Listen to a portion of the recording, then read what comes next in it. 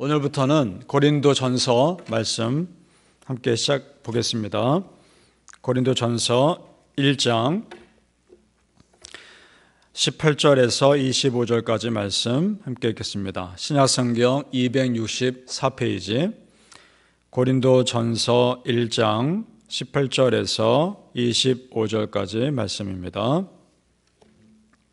264페이지에 있습니다. 자, 우리 한 목소리로 같이 읽겠습니다. 시작. 십자가의 도가 멸망하는 자들에게는 미련한 것이요 구원을 받는 우리에게는 하나님의 능력이라. 기록된 바 내가 지혜 있는 자들의 지혜를 멸하고 총명한 자들의 총명을 폐하리라 하였으니, 지혜 있는 자가 어디 있느냐? 선비가 어디 있느냐? 이 시대의 변론가가 어디 있느냐? 하나님께서 이 세상의 지혜를 미련하게 하신 것이 아니냐? 하나님의 지혜에 있어서는 세상이 자기 지혜로 하나님을 알지 못하므로 하나님께서 전도에 미련한 것으로 믿는 자들을 구원하시기를 기뻐하셨도다. 유대인은 표적을 구하고 헬라인은 지혜를 찾으나 우리는 십자가에 못 박히신 그리스도를 전하니, 유대인에게는 거리끼는 것이요 이방인에게는 미련한 것이로되 오직 부르심을 받은 자들에게는 유대인이나 헬라인이나 그리스도는 하나님의 능력이요 하나님의 지혜니라. 하나님의 어리석음이 사람보다 지혜롭고 하나님의 약하심이 사람보다 강하니라. 아멘. 오늘 이 말씀이 우리 성도님들에게 힘이 되시고 소망이 되시기를 예수님의 이름으로 축복합니다. 아멘. 자, 고린도 전서를 잘 알려면 그 당시 고린도가 어떤 곳인지를 먼저 알 필요가 있습니다. 그 고린도는 헬라 문화의 중심 도시 중에 하나였습니다. 헬라 문화가 어떤 곳이냐, 이렇게 대표되죠. 헬라 철학, 그리스 철학으로 말할 수 있는 헬라 철학이 아주 깊이 심겨져 있는 도시고 그런 고린도였고, 그리고 헬라 문화는 여러 신들을 섬겼습니다. 굉장히 많은 신들이 있죠. 우리가 알고 있는 제우스, 주피터라고 알고 있는 그런 신들, 또 이외에 많은 신들이 있습니다. 그런 우상을 섬기는 그런 문화였습니다. 그런데 기독교 복음은 헬라 문화와 정반대입니다. 왜냐? 우리는 사람의 이성으로 이해할 수 없는 기적들로 가득한 복음입니다. 그리고 우리는 한 분 하나님만을 섬깁니다. 정반대입니다. 헬라 철학은 사람의 이성에서 출발해서 진리를 찾는 것이라면 우리 기독교 복음은 완전히 다릅니다. 이미 진리가 있고 그 진리가 하나님으로부터 선포되는 것입니다. 믿느냐 믿지 않느냐만 있는 것입니다. 완전히 다르죠. 따라서 여러분, 사람의 머리로 이해되는 진리를 추구했던 그 고린도 지역 사람들에게 우리가 믿는 이 기독교 복음은 도무지 받아들이기도 힘들고 이해되기도 힘든 그런 메시지였을 겁니다. 그런데 여러분, 우리가 믿는 이 십자가 복음, 머리를 이해되어서 믿는 것이 아닙니다.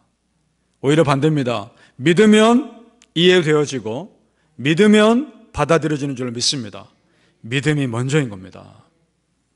그래서 바울 사도는 그 지역 사람들에게 오늘 18절에서처럼 말하고 있는 겁니다. 한번 보시기 바랍니다. 십자가의 도가 멸망하는 자들에게는 미련한 것이요 구원을 받는 우리에게는 하나님의 능력이라. 아멘. 고린도 사람들에게 십자가 복음은 미련한 것처럼 보였을 수 있습니다. 왜냐? 하나님이, 신이신 하나님이 피조물인 사람을 구하려고 자기를 희생한다는 것이 그들의 사고방식으로는 이해가 되지 않는 것이기 때문입니다. 그러나 우리 하나님 믿는 사람들에게는 이것이야말로 우리를 구원하신 하나님의 사랑이요 하나님의 능력인 줄로 믿습니다. 날 구원하신 십자가 복음, 여러분, 그것이 결코 부끄러운 것이 아닙니다. 오히려 우리가 자랑스러워해야 할 하나님의 복음인 줄로 믿습니다. 기독교의 진리는 이 세상에 추구하는 진리와 분명 다릅니다. 기독교는 이 세상은 눈에 보이고 손에 잡히고 머리로 이해되는 것을 찾지만, 우리 기독교는 오히려 보이지 않는 것을 보이는 것보다 더 실제적으로 믿는 복음인 줄 믿습니다. 믿음의 조상 아브라함에게 믿음을 얘기하면서 히브리서에서 이렇게 말합니다. 히브리서 11장 8절입니다. 히브리서 11장은 믿음장이죠. 이렇게 말씀합니다. 믿음으로 아브라함은 부르심을 받았을 때에 순종하여 갈 바를 알지 못하고 나아갔으며. 아멘. 보이지 않습니다. 보이지 않지만 믿음으로 간 겁니다. 우리도 마찬가지입니다. 앞으로 어떤 일이 일어날지 우린 모릅니다. 그러나 우리 믿는 사람들은 두려워하거나 염려하지 않습니다. 그럴 수 있는 이유는 믿음으로 가기 때문입니다. 바라기는 여러분의 믿음이 앞에 있는 어떤 상황에서도 그걸 이겨낼 수 있는 힘이 될 수 있게 소망합니다. 세상과 기독교가 어떻게 다른지 잘 보여주는 구절이 오늘 22절, 23절에 나옵니다. 제가 읽겠습니다. 유대인은 표적을 구하고 헬라인은 지혜를 찾아나 우리는 십자가에 못 박힌 그리스도를 전하니 유대인에게는 거리끼는 것이요 이방인에게는 미련한 것이로되. 아멘. 자, 유대인의 표적을 한번 생각해 보죠. 눈에 보이고 손에 잡히는 그 무엇이죠? 표적이라는 것이 사람 눈에 보이고 사람 눈에 잡히는 그것입니다. 그 다음 헬라 철학과 헬라인의 지혜는 헬라인의 철학인데 사람의 머리로 이해되는 그 무엇입니다. 다른 것 같지만 공통점이 있습니다. 무엇이냐? 진리를 판단하는 기준에 사람이 있습니다. 그러나 우리 기독교는 다르죠. 진리를 판단하는 그 기준이 하나님께 있습니다. 그것이 다른 것입니다. 이 헬라 철학을 보면 내가 보기에 기적이어야 하고 내가 보기에 내 마음과 생각이 이해되어야 받아들여지는 그런 것들입니다. 그러나 우리 하나님 믿는 복음은 전혀 다릅니다. 이 복음은 내 기준이 아니라 하나님의 기준에 나를 맞춰가는 것인 줄로 믿습니다. 그러니까 이런 겁니다. 내가 보기에는 기적이 아닌 것 같고 내가 보기에는 고난처럼 보여도 그 고난을 기적으로 바꾸시는 분이 하나님이라는 겁니다. 내가 보기에는 이해 안 되는 일인 것 같아도 하나님 오히려 그것을 통해서 나에게 가장 좋은 길로 인도하시는 그런 분이라는 것입니다. 믿으십니까? 내 기준이 중요한 것이 아니라 하나님 기준이 중요한 줄로 믿습니다.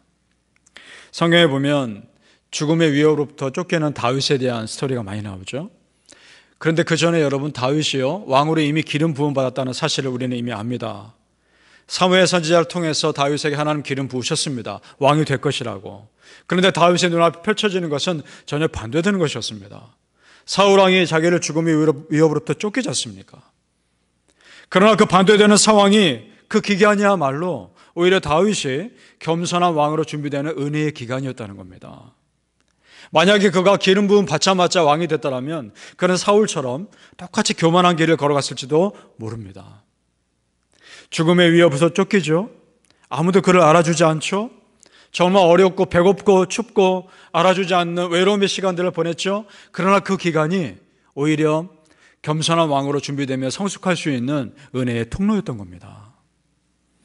여러분, 우리에게 진정한 기적은 그래서 다른 어떤 것이 아닙니다. 나를 성숙하게 만드는 하나님의 은혜가 기적입니다. 믿습니까? 사랑하는 성도님들, 우리가 믿는 십자가 복음 자랑스럽게 여기시고 정말 우리가 하나님의 기준에서 나 자신을 바라볼 수 있는 그런 믿음의 눈이 우리에게 있기를 예수 이름으로 축복합니다. 오늘 하나님께서 함께 하시면 복음을 전하는데 방법은 더 이상 문제가 되지 않는다는 것이 또 기록되어 있습니다. 세상 철학으로 가득한 고린도 사람들에게 이성으로 도무지 이해되지 않는 십자가 복음, 믿어야만 이해될 수 있는 이 십자가 복음 전하는 것이 어리석어 보일 수도 있습니다. 그러나 여러분, 하나님께서 함께 하시면 되는 겁니다. 아무리 이해되지 않아 마음 가운데 견고함이 가득한 사람들이라 할지라도 성령님 역사하시면 그들의 마음은 흐물어지는 것입니다. 우리 21절 말씀 중간 부분에 보면 이렇게 말씀하고 있죠. 하나님께서 전도에 미련한 것으로 믿는 자들을 구원하시기를 기뻐하셨도다. 아멘. 그러니까 우리가 예수 믿으세요, 예수 믿으면 구원받습니다, 이렇게 말하는 것이 정말 영향이 있을까? 효과가 있을까? 걱정할 필요가 없는 겁니다. 성령님께서 하실 것이니까. 전도에 미련해 보이는 이것이 성령님이 역사하시는 방법이니까 우리는 믿고 전하는 것입니다. 나머지는 하나님께서 하실 것입니다. 아무 효과 없어 보이는 방법을 통해서도 얼마든지 우리 하나님 역사하십니다. 하나님이 일하시는 방법은 그래서 세상 방법과 참 다릅니다.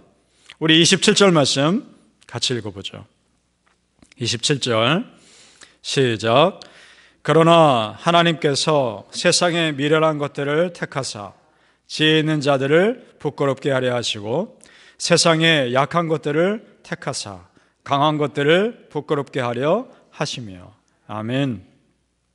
세상에 미련해 보이고 약한 것들을 택하사 세상에 강하고 똑똑해 보이는 것들을 부끄럽게 하시는 그 하나님, 역전의 하나님, 반전의 하나님, 은혜의 하나님, 그 하나님이 우리 하나님이십니다.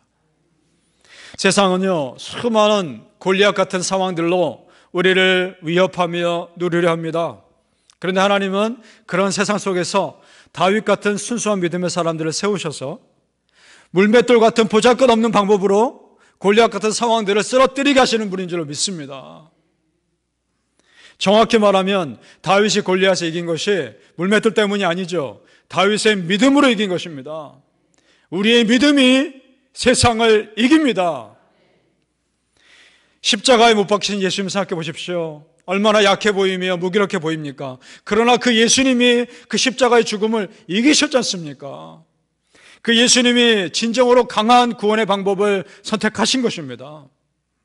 사랑하는 성도님들, 이 십자가의 도가 우리 성도님들의 삶에 세상을 이기는 하나님의 능력 되시기를 예수님의 이름으로 축복합니다. 아멘. 기도하겠습니다. 아버지 하나님, 내 생각과 하나님의 생각은 참 다릅니다. 아버지 하나님, 우리의 믿음이 세상을 이기게 하는 줄로 믿습니다.